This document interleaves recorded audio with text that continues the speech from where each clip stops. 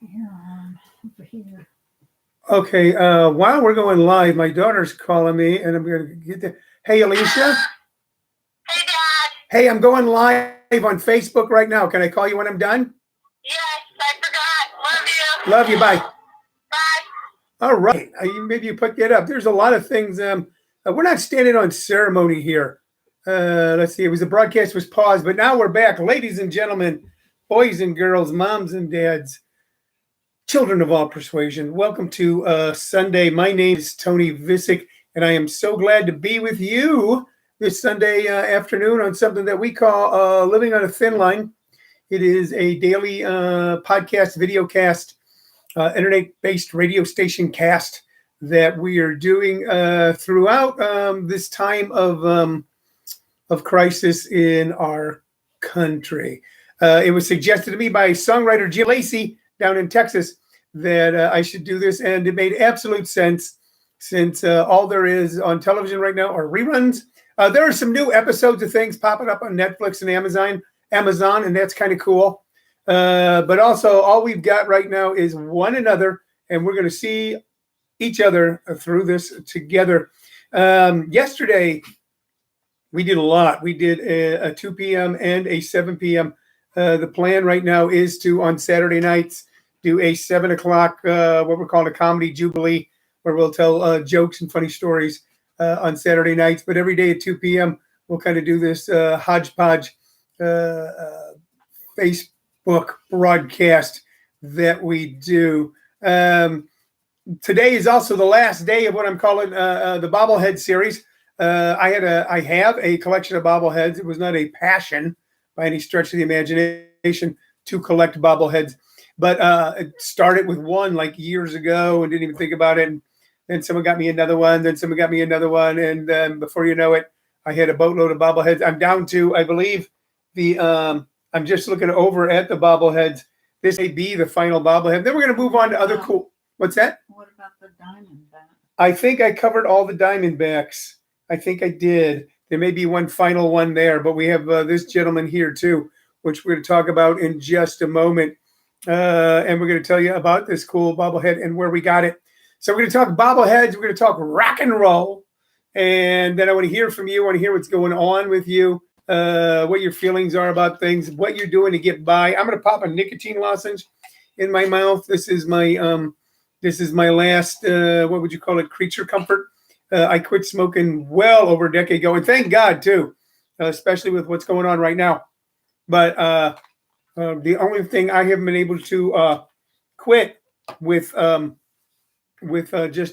program or willpower, or more to the point, a higher power. Let's show you the bobblehead. Let's do that. We only got a couple people on right now, but a lot of people are then watching this later on. So here it is. This is a guy named Matt Shoemaker. There he is. Okay, that's Matt Shoemaker. You can see that, a California Angel. And there he is on YouTube. And by the way, the shot on YouTube on the Comedy Schools channel is really cool. If you want to check that out, just go on YouTube and then go to Comedy Schools. Type that in, or type in maybe Tony Vicich, I don't know, and you'll be able to see us live. But it's a pretty neat shot. I'm very impressed by it. So, but most of you are going to watch on Facebook Live right now. That's where we originated. And of course, those of you on ComedySchoolsRadio.com cannot see the bobblehead. Let me describe it to you. It's a California Angel. His name was Matt Shoemaker. It's a pretty well-made bobblehead. The head shakes really well. Look at that. Yeah. And then he's got a great beard. There's something on his beard. Oh, that was just a little piece of junk or something. Good. There was a lot of work put into these things because they put a little beard on the guy. Okay, and then you see that he's throwing a pitch, and he's got kind of a crazy-looking arm. That arm, when we got this at a thrift shop, had broken off, and Shirley glued it back on, which proves that anything can be fixed. Anything can be fixed. So Matt Shoemaker, California Angels, very colorful bobblehead. There's like a little plaque right below his foot, and it says Thermador, and I think that's like a air conditioning or heating company in Southern California, and probably it was Thermador bobblehead night at Angel Stadium when they were giving these away. I'm trying to get it so that there. All you can see is his head there. It's not a good shot on YouTube, but so all you can see is his head. I'm sorry about that. Sometimes I get a little better shot. Hello, Mike Ramsey. Hello, Virgie Frank. Hello, Nick Rupert. People are beginning to join in. Like I said, today we're gonna go 30 minutes. Yesterday we went almost an hour at 2 p.m. and almost an hour at 7 p.m. And we'll do longer shows. But today's Sunday, kind of a day of rest. We've had a good Sunday. I hope you've had a good Sunday. We are really embracing the stay-at-home vibe of all of this and venturing out very little. The one thing we are doing is because there's no one out, there are people out, but they're like pretty far away. We are walking the dogs. We are doing that. And today I gave Roscoe, my dog, a bath. And his demeanor improved. His itching improved. We got one other little life hack to do with his, that was a regular cuff. That was a guy who smoked for years cuff. We got one other little life hack where he licks his paws a lot. And since there's no vet, you can't take your dog to the vet right now. We're looking at life hacks that will help improve his paw licking situation. The first thing we're going to try is, what is it we're going to try, Cheryl? The pink stuff? Calamine. Calamine. We're going to use calamine lotion. There's also, we're seeing where oatmeal baths made with actual oatmeal can actually work for dealing with a dog's paw licking situation. There's other things too, iodine, aloe vera. And you know what we're going to do? This is kind of cool because Shirley has a green thumb. She has a green thumb. About 5 years ago, our good friends at the time, Kirsten Alberts and Kevin O'Day, and they still are our good friends, by the way, moved from Arizona to Los Angeles. And Kirsten had one small, rather anemic aloe vera plant and gave it to us. And from that, Shirley has created maybe 50 aloe vera plants without even trying. We have like 50. We've got them sitting in wheelbarrows. We got them sitting all over the yard. We've replaced less hardy plants that had gone by the wayside with aloe vera plants. So we've got aloe vera everywhere. So we're actually going to cut some, what you call it? They're not leaves. What do you call them? Stalks, aloe vera stalks, unless somebody out there has a better word. If you know what I'm talking about, an aloe vera plant, we're going to cut those and get the juice out of them and then use them on his paw as well. And I'm kind of excited about doing that, a home remedy that I think will be very beneficial. So did get the dogs out today. Roscoe and Chico, they both got baths. And it's hard to give Roscoe a bath because he doesn't like them and he's a big boy. I mean, I can't actually put that dog in a tub. He's about 65 pounds and he's a sweet, sweet guy. Hello, Mickey Bush. Mickey Bush, my very first sponsor in AA. People go, well, isn't it supposed to be anonymous? But there's a famous Mickey Bush quote because he used to, when he would share, he'd use his entire name when we started out. And he would say, well, I wasn't anonymous when I was out there drinking. I don't know why I would be now. And that was not it. I'm going to try to, I wasn't anonymous when I was out there drinking. So I don't know why I would be now. And Mickey Bush, who gave such an incredibly strong foundation to so many wonderful guys and girls in Los Angeles in the mid 80s when we all were getting sober in the Hollywood, West Hollywood area. So many great people that I met who I'm still close friends with to this day, thanks to a 12-step program and Mickey Bush. Mickey, how are you? I hope you're doing well. Garvey Biggers, all right, is watching. Don Shell is watching from Missouri. Virgie Frank from Illinois. Randy here from Phoenix. Tina and Mike Lawson from Missouri. Nick Robert from Phoenix. Virgie, well, that's okay, good. And Laura Roberts. Yeah, so we got out today and we were able to, we gave the dogs a bath and then got them out for a walk. Kind of husbanded my resources. I've got tons. I don't know about you guys, okay, but my business, for all intents and purposes, really kind of collapsed. Okay, it really kind of collapsed, and we're going as fast as we can to rebuild it as an online presence. And the first phase is going, thank goodness, to my higher power, is going okay with an advanced workshop that we do online on Wednesdays.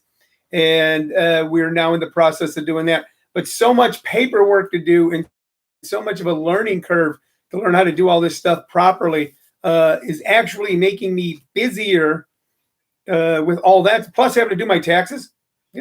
Plus looking into trying to find out when it stops crashing, the SBA website for loans for small business people. All of that, it just eats up a lot of time and kind of wears you out.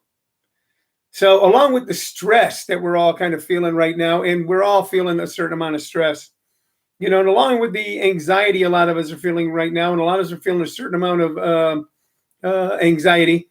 There is also learning rapidly new ways to do what we've always been doing.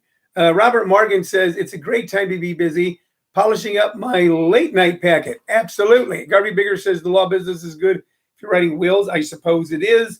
Dickie Palmer, one of my favorite guys I met back on the road in the 80s when I was doing clubs on the Atlantic coast in the Southeast. Ran into Dickie, I think in Florida is where we worked.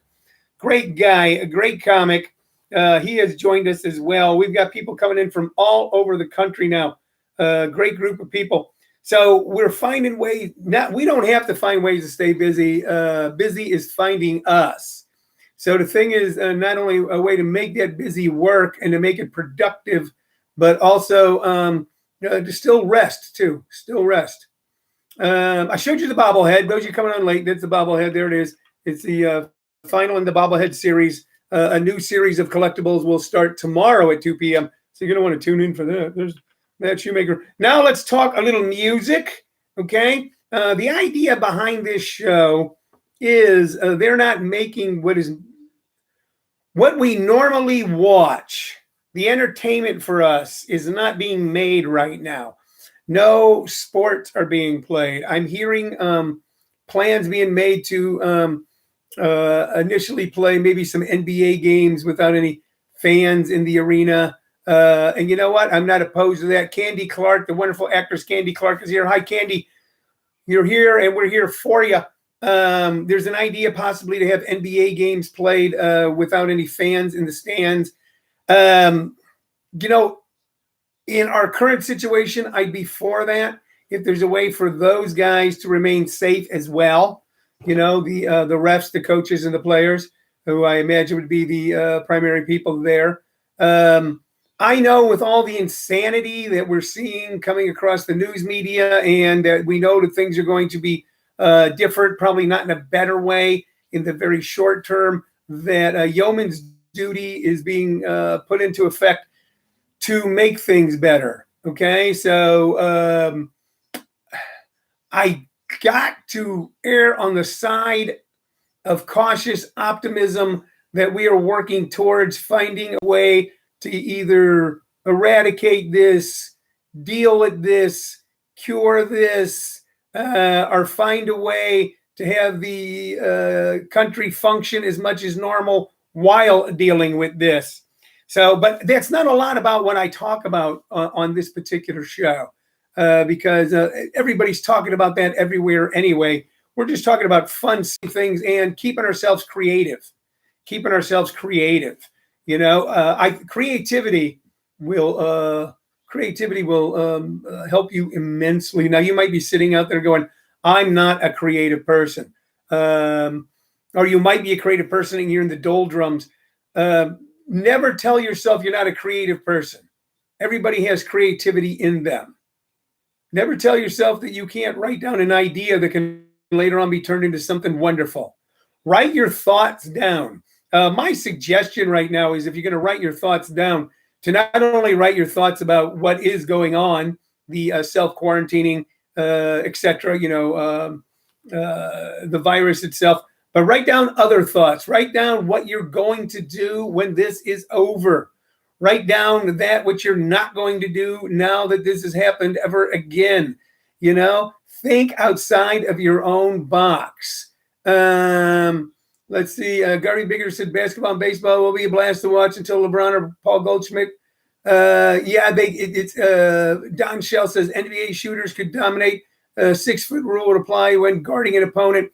Sure, I think the plan with the NBA, I don't know, I'm just, these are some things I'm reading, and they're not in stone.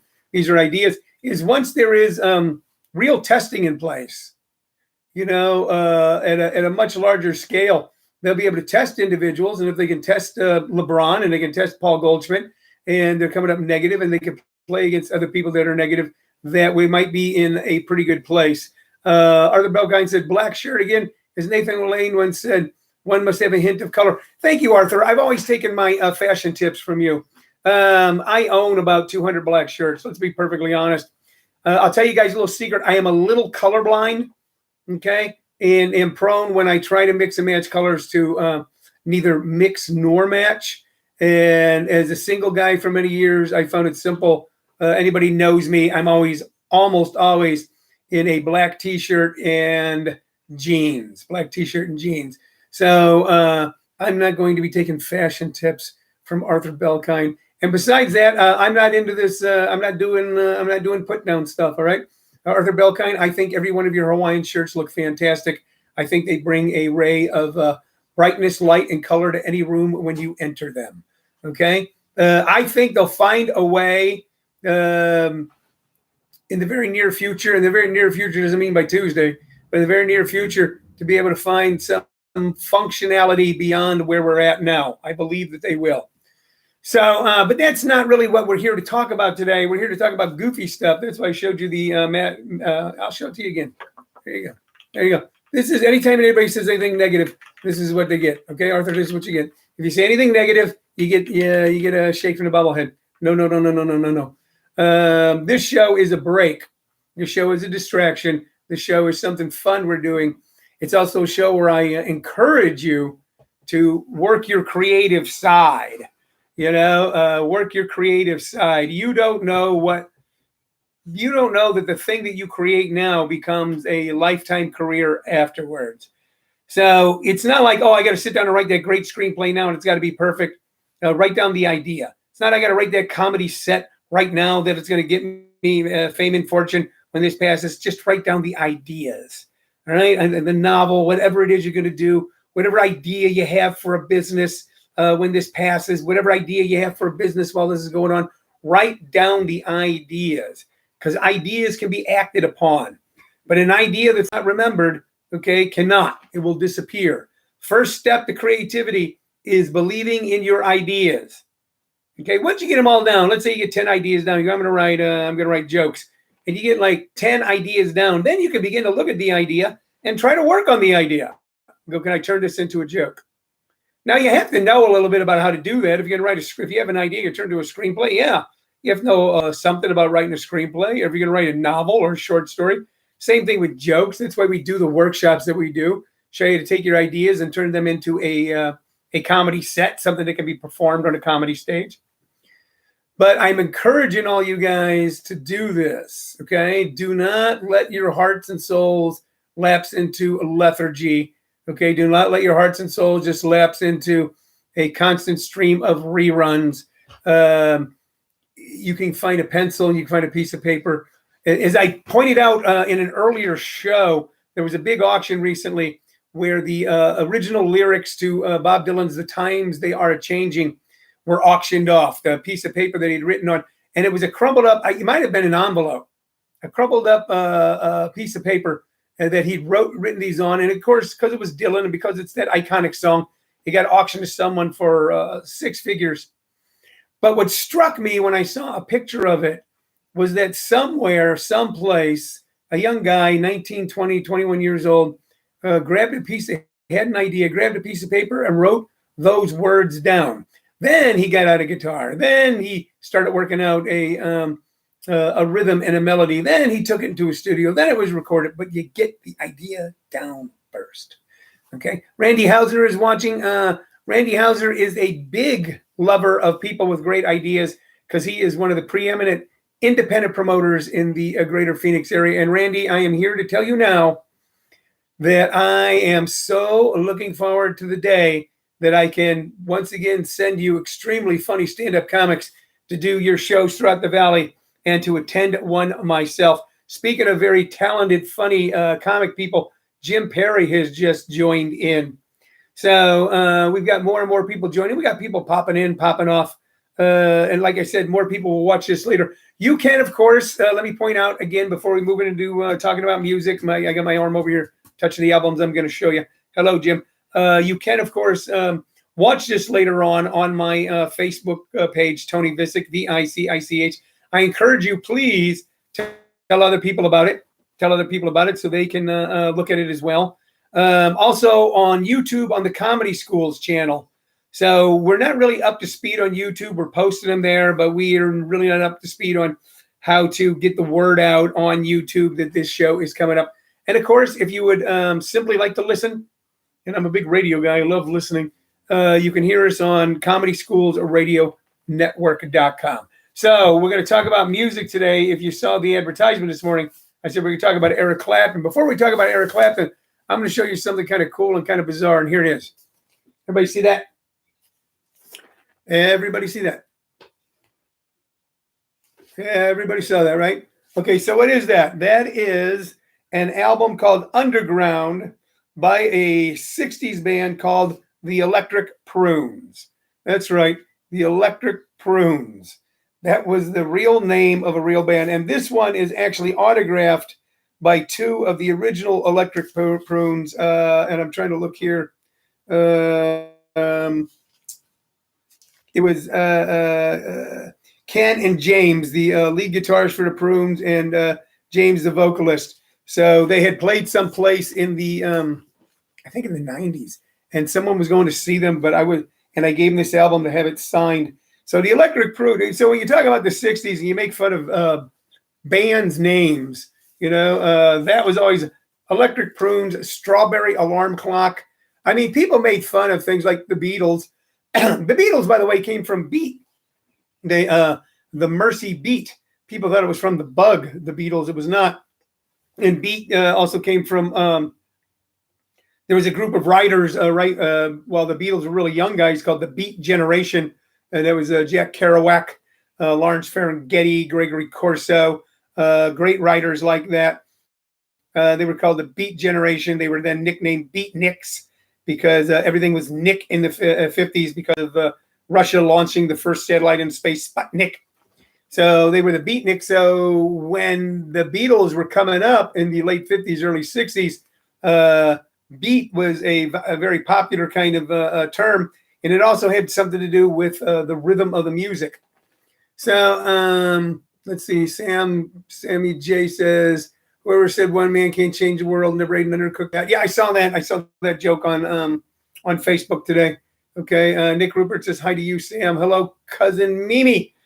So anyway, let me get back to the Electric Prunes. They had a really unique sound, and they had an FM hit called I Had Too Much to Dream last night. You talk about psychedelic, hippie kind of music, and it had this fuzz-wah kind of guitar thing to all of their stuff that really kind of defined what psychedelic music was in the late 60s.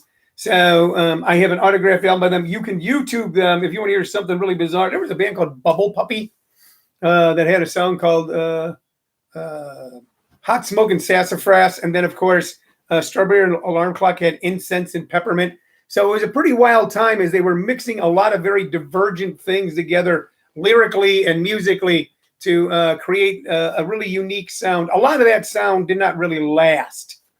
A lot of that sound, the sort of psychedelic wah-wah guitar, fuzz tone, just, it didn't really last. It evolved into something else pretty darn quick. But for a brief period of time, hello, Kevin Brown, from the mid 60s into the late 60s, psychedelic music was very much a component on radio stations, and the Electric Prunes were certainly part of that. A lot of that stemmed from, I think, from the Beatles, songs like Strawberry Fields Forever, from their Sgt. Pepper's Lonely Hearts Club Band album, which was so divergent. You had a lot of that in the 60s and 70s with bands that they sounded one way, and that was their sound. And then they came out with an album that had a completely different sound. If you listen to the Beatles singing I Want to Hold Your Hand, and then you listen to Strawberry Fields Forever, you're going, wow, not only was it a completely different sound, it was an evolution of the artists themselves that was stunningly rapid. We kind of saw that with the Grateful Dead, too, which started out as a psychedelic band if you hear their first album, it's very much a San Francisco sound, a lot of echo, wah, a lot of effects on the guitar, to becoming almost a jazz band by the time they did Live Dead, to becoming a preeminent country rock band with Working Man's Dead and American Beauty. By the way, speaking of the Grateful Dead, and I'm going to get to the next album in a second, the number one selling bluegrass album in America for years was one that was done by a guy named Howard Whalen and Jerry Garcia of the Grateful Dead. And I believe it was called Old and in the Way. And it was a bluegrass album, totally different from what you would expect it from a band that came out of the psychedelic acid rock era of the 60s. Because unbeknownst to a lot of people, Jerry Garcia had started out as a banjo player and wanted to be a folk musician, when being a folk musician was the hot thing in America. We may talk about that this week, the evolution of how folk music became so incredibly popular in America and then went away so quickly, but influenced so much of what came after it. Sammy J says, my neighbor's kid is blowing bubbles. Great flying blisters of plague. There, okay, good. All right, next album. And here we go. Okay, and I was thinking about longevity today. I was thinking about things that last, things that are built to last. So this is kind of a weird album to show because it's not look at that. Everybody on YouTube see that? Okay, and I know the words are backwards because of the way these YouTube and Facebook records things. But this album is Eric Clapton and the Yardbirds. Now, it's on some label called Springboard, so I don't know where that came from. But this was from the first band that Eric Clapton was ever in. He was in a band called, or he may have been with John Mayall for a brief period of time. But Eric Clapton was with then the Yardbirds, and it's got a great version of I'm a Man, the Willie Dixon tune. Good Morning Little Schoolgirl. Good morning. And, of course, Smokestack Lightning, which we all kind of now know from some commercial, which I think is for erectile dysfunction.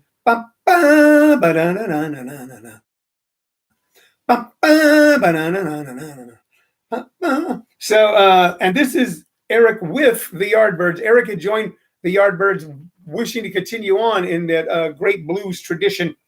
He, and I forget the order of lead guitarists, but the Yardbirds at one time had as lead guitarist Jeff Beck had been their lead guitarist, Eric Clapton, and Jimmy Page. And that's kind of stunning. And a lot of them, of course, started out with a guy named John Mayall.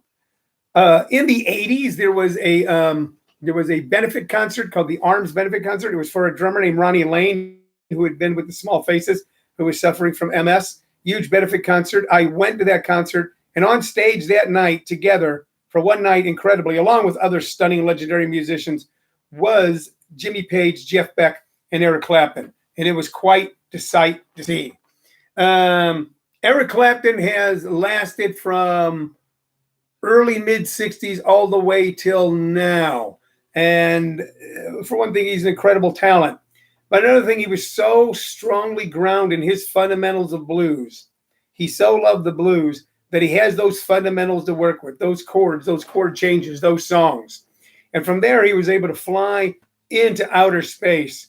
You know, from there, we did not know when I was a kid, when Crossroads came out, when he was in the band Cream and Crossroads came out, that it was actually a song from 1927 by a guy named Robert Johnson. Robert Johnson, who the myth always is that he sold his soul at the Crossroads in Mississippi so that he could play the guitar incredibly. I have some CDs of him, and he is an incredible guitar player, and he's playing on like an old kind of beat up acoustic guitar. But we didn't know when Crossroads came out by Cream that it was a song from 1927. But what Clapton was able to do with it was just stunning. What that band Cream was able to do. They had, of course, their three monster hits that still reverberate to this day, which are Sunshine of Your Love, White Room, and Crossroads. Eric Clapton has continued from the mid-60s all the way through because of his love and his passion and because of his great fundamentals. Which brings you to the point, if you're going to learn how to do something, when you begin at the beginning, how you begin will affect everything moving forward. So if you want to do something, find a way to learn it and then And then you will always have that. You always have a woodshed whenever you're stuck, whenever you're lost, whenever you're confused. A strong foundation gets you through difficult times of no creativity. A strong foundation of love and passion gets you through difficult times in life. So anyway, I'm kind of done with that. I showed you the bobblehead. I showed you the Electric Prunes album. I showed you the Eric Clapton album. The idea behind showing you the albums, we can't play them. There's some copyright stuff, though. I've seen some Facebook Live videos recently where there's music playing in the background, and I don't know if those are going to stay up or not. One particular studio music. Say that again, Cheryl. It might be studio music. No, I watched a video today where someone was in their home doing something, and they had a record player on in the background, and there was a song playing. I don't know if there where the normal rules don't apply, but we'll see soon enough. So the reason I show you these albums is to have something to talk about to you, okay, and see if you want to jump in on the conversation. By the way, and also for those of you who were around when these bands were popular, you may have forgotten about them. You might have some old dusty records sitting on a shelf or in a closet. You might have an old record player. Now's the time to get that record player out. And now's the time to maybe put those stacks of wax back on and harken back to those thrilling days of yesteryear. Robert Morgan says, it might depend on whether you monetize the streaming. Yeah, that might be true. So we'll find out about that. Jim Perry says, are you a fan of any of the newer bands today? So interesting question. And the answer is yes. And I don't mean the band Yes. That would be like one of those old man questions. Well, I really like the band Yes. They're kind of new. I really enjoy that Celine Dion. Such a wonderful performer. You Spotify, you pay for that. Yeah, we've kind of looked into all this stuff, Sammy, and we'll probably look into it more as time goes by. Randy Amoy said, do I have any Duran Duran records? Are you serious, Randy? If we're not joking around, let me ask you, are you serious? And if you say yes, then I'm going to show you something, okay? Because I showed it to everybody yesterday.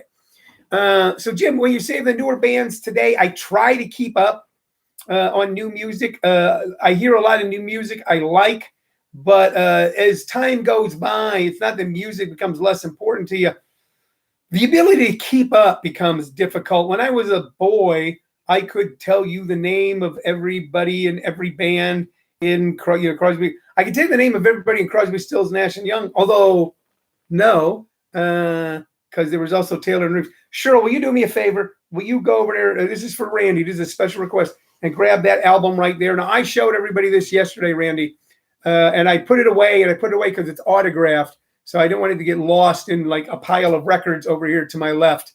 But I have something here for you, Randy. All right, you ready? This is for my very good friend, Randy Ioma. Look at that.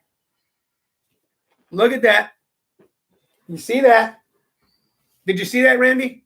Okay, do you know what that is? That is a Duran Duran record.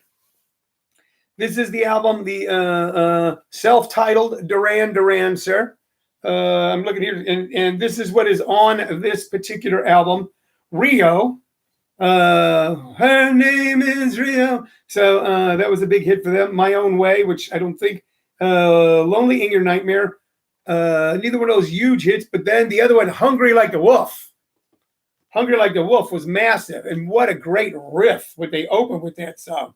And even the doot stuff, and Save a Prayer. So those were the three big hits from this. But what I want you to notice, Randy, I don't know if you can see,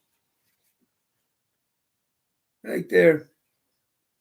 It is an autographed, Randy, Duran Duran. And it is autographed by the bass player of Duran Duran, John Taylor.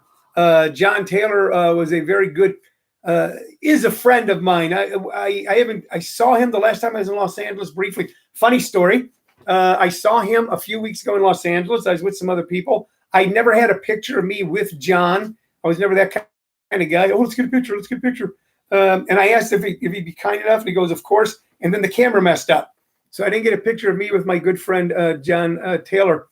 But John and I became good friends. We had many great conversations at a restaurant called The Good Earth in Studio City, where I used to have breakfast every morning at one time many years ago, and so did he. And we became sort of breakfast buddies. My daughter and I have been to John Taylor's house. And what was lovely about his house, besides the fact that it was lovely, was that he had two daughters that were similar in age to my daughter, still are, but they were young. They were all like 10 or so. He invited us up to the house for a swim date. And my daughter looked around at their house and everything. Said, "Are you guys rich?" And both those kids went, "We don't know."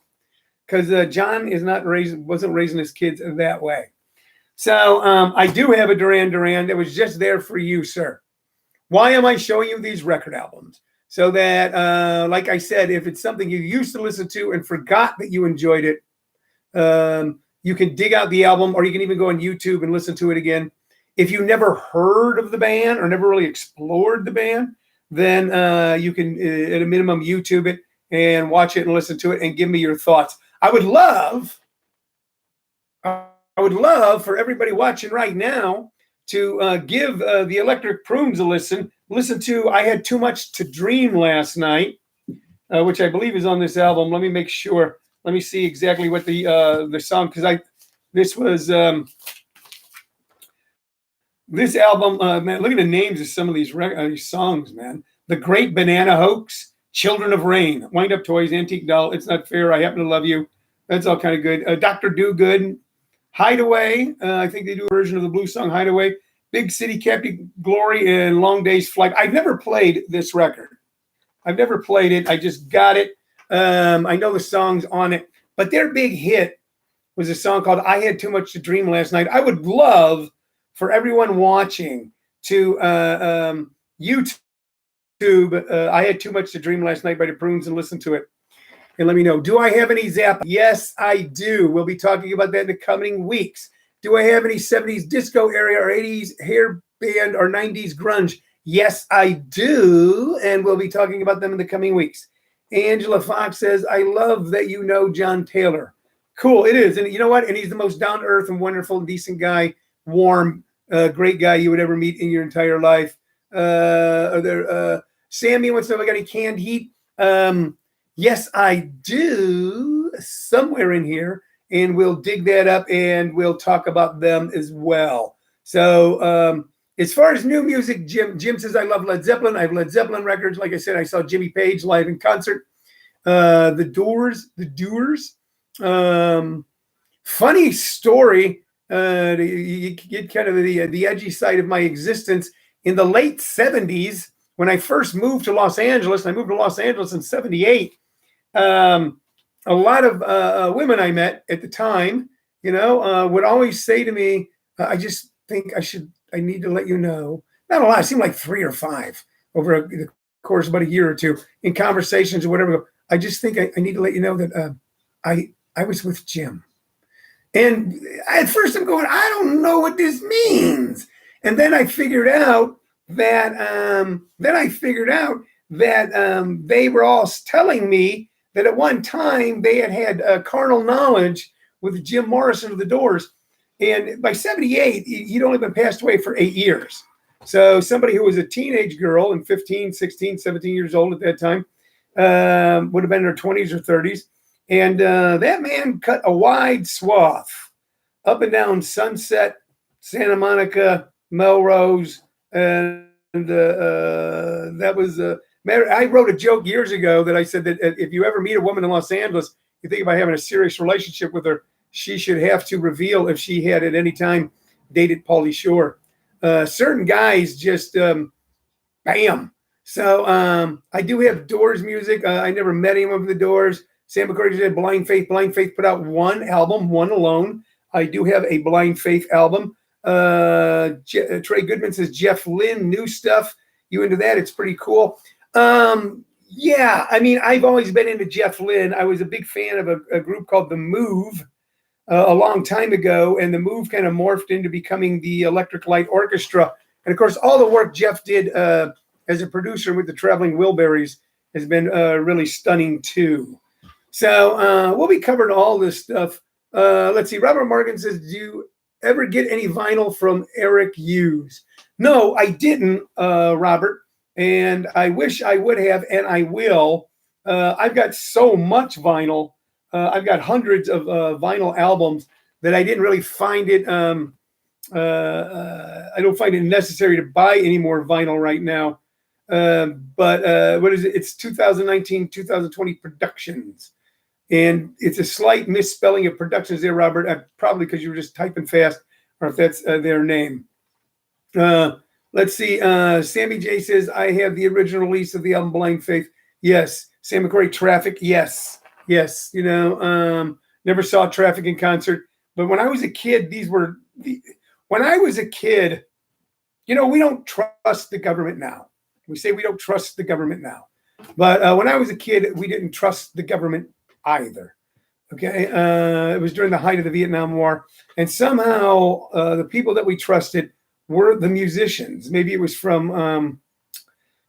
because they seemed to speak the truth. People like Dylan, that they seemed to speak an inner emotional truth that resonated with us. So these people were our heroes. And bands like Traffic, all the way from Feeling All Right and Dear Mr. Fantasy up through Low Spark of High Heeled Boys, they filled our soul. Rock and roll filled our soul. And what we're going to fill our soul with today is this, what we're talking about here. Listen, I'm going to run. It's Sunday. We're going to do a short show. Trey says, I got to interview Kurt Cobain one time. That was cool. We're going to run. I was other things I was going to talk to you about, but I'm glad we got wrapped up in this music conversation. I love them. I hope you love them too. Tell your friends, tell your neighbors, tell your pals, okay, that every day at 2 p.m. on Tony Visich's Facebook page, he brings you the show Living on a Thin Line. All right. And we keep it fun and we keep it light. It is your afternoon distraction as we work our way through this most unique of times. A lot of you are going to be getting a message or a notice real soon about my upcoming stand-up comedy workshops. And if you're interested, you'll be able to message me back. And if you know someone who's interested, you'll pass it on to them. So that'll be coming up. We've got workshops going on Zoom. Zoom, Zoom, Zoom, Zoom. They should buy the rights to that song. Boom, boom, boom, boom. And change to Zoom, Zoom, Zoom, Zoom. I'm going to meet it now.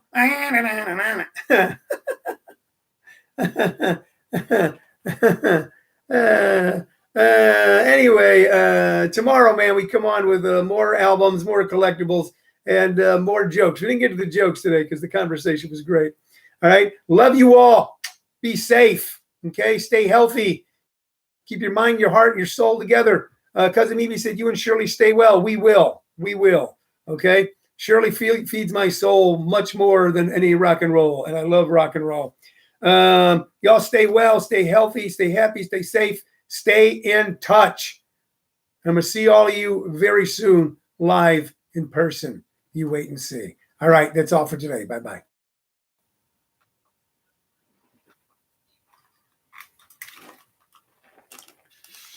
Were you getting You still have YouTube? Yeah.